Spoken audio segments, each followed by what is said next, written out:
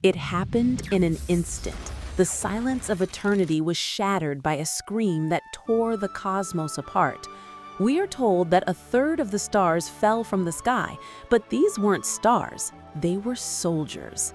You've heard the story of the war in heaven. You know that Archangel Michael drew his sword against the dragon, but here is the terrifying truth most people miss. Michael did not fight alone. Behind the general of heaven stood entities of terrifying power, angels whose names have been scrubbed from modern texts, but who held the line against the darkness. Today, we aren't just reading verses, we are stepping onto the battlefield to witness the intense celestial war that shaped our reality.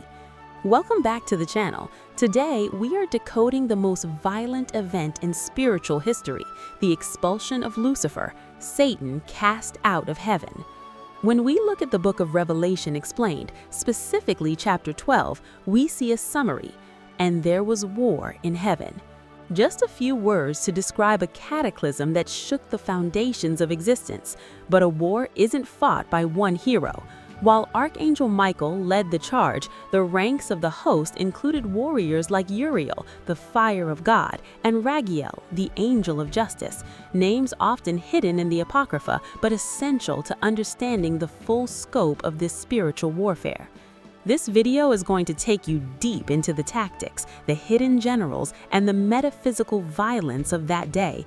We are going to look at how angels and demons actually fight, and why the dragon, the ultimate deceiver, thought he could actually win.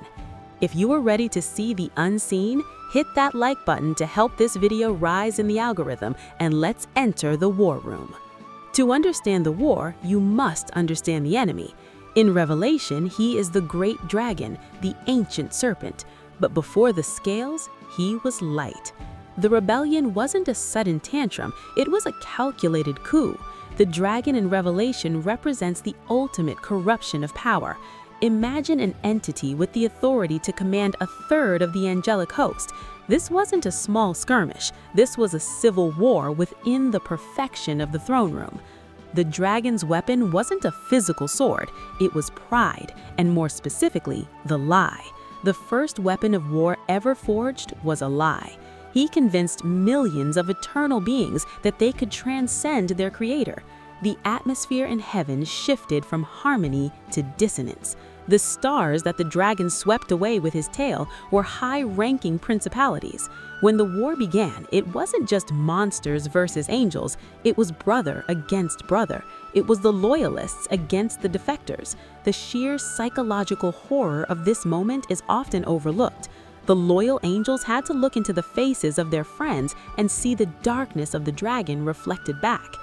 The dragon moved to seize the throne, and standing in his way was the first line of defense, Michael. His very name is a battle cry, Mi-K-El, who is like God. It's a rhetorical question used as a weapon. As the dragon screamed, "I will be like the Most High," Michael's very existence shouted back, "No one is like God." In the context of Archangel Michael Revelation, he is the prince of the heavenly host. He is the restrainer. But don't make the mistake of thinking this was a duel between two equals. It wasn't boxing.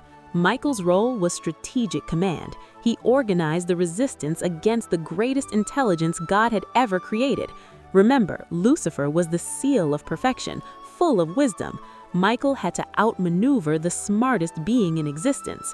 He rallied the faithful. He drew the line in the sand, or rather the line across the firmament. But a general does not fight every skirmish personally.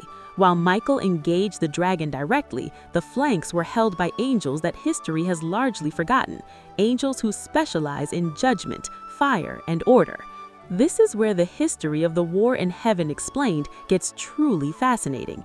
If Michael is the general, Uriel is the heavy artillery. Uriel is one of the four major archangels in rabbinic and apocryphal tradition, though he is not named in the standard Protestant Bible.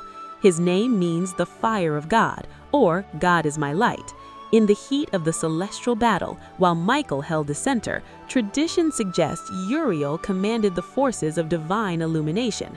Why is this important? Because the dragon fights with shadows and deception. You cannot fight darkness with a sword of steel, you fight it with a sword of flame. Uriel is often associated with the flaming sword that guarded Eden.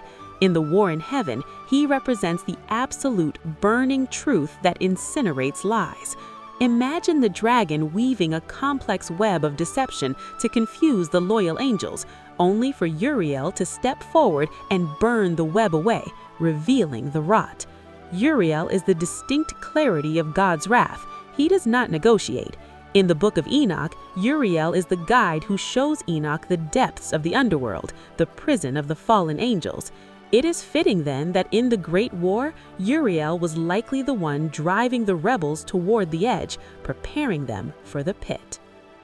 He is the terror of the unfaithful. When the dragon saw Uriel, he didn't just see a soldier, he saw the burning gaze of judgment itself. But fire isn't the only weapon. There is also law. In the book of Enoch, Raguel is known as the Archangel of Justice and Fairness. He is described as the angel who takes vengeance on the world of the luminaries. In other words, he is the internal affairs of heaven. He polices the angels.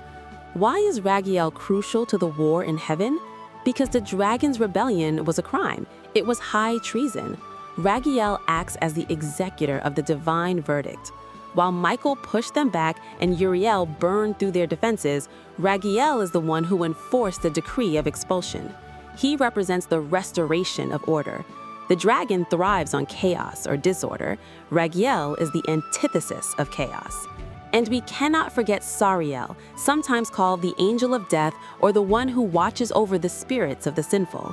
In this cosmic clash, Sariel would have been the one marking the fallen, identifying those who had crossed the line of no return. This wasn't a mindless brawl, it was a highly organized dismantling of a corrupt regime. Michael commanded, Uriel illuminated, Raguel convicted. Together, they formed an unbreakable wall against the dragon in Revelation. The tipping points arrived. The text says, "And their place was not found any more in heaven." This is the most terrifying sentence for the fallen. They didn't just lose the fight, they lost their home, they lost their ontology, their reason for being.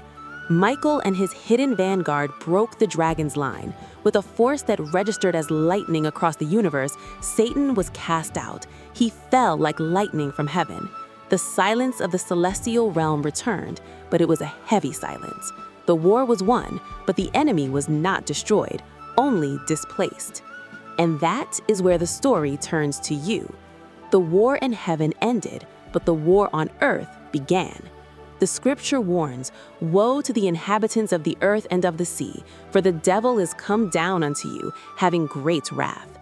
The battle we see in spiritual warfare today, the anxiety, the division, the chaos in our world, is the aftershock of that celestial explosion. The same dragon is still using the same lies, but the same angels, Michael, Uriel, Raguel, are still on the watch. You are part of this story now. Understanding the hierarchy of heaven gives you context for the battles you face in your own life. You are not fighting alone, just as Michael did not fight alone. If you want to go deeper into the book of Enoch, the lost angels, and the secrets of the scriptures, make sure you subscribe and turn on notifications. We are just scratching the surface of the unseen realm. Leave a comment below. Which of the hidden angels, Uriel or Raguel, do you want a dedicated video on? I read every comment. Until next time, keep your eyes on the skies.